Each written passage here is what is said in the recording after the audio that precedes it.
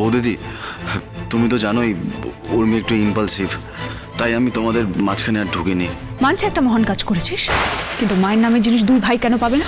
আগে ও যোগ্যতা অর্জন করুক, তারপর নিশ্চয়ই পাবে। যাকে যা দেওয়ার বড় বৌমা ঠিকই দেবে। কারো প্রতি কোনো অন্যায় সে করবে না, সে বিশ্বাস আমার বড় বৌমার উপর আছে।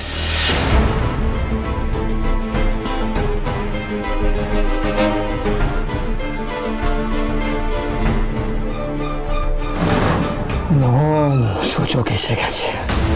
এই 19শে মে খেলা শেষ করে দেবো।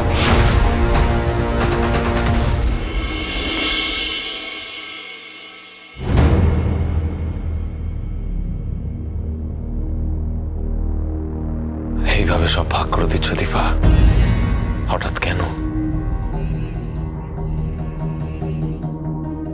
আসলে ভোরের ওই স্বপ্নটা দেখার পর থেকে না আমার কেমন যেন ভয় করছে ডাক্তারবাবু।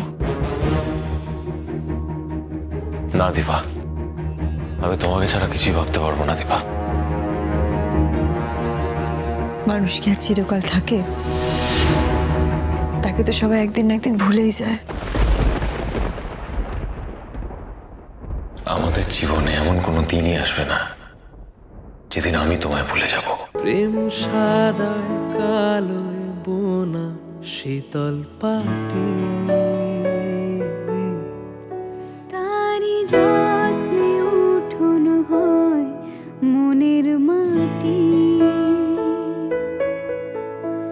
সে যে যত্নে আঁকা, সে যে স্বপ্নে ধোয়া, তাকে বানায় সোনা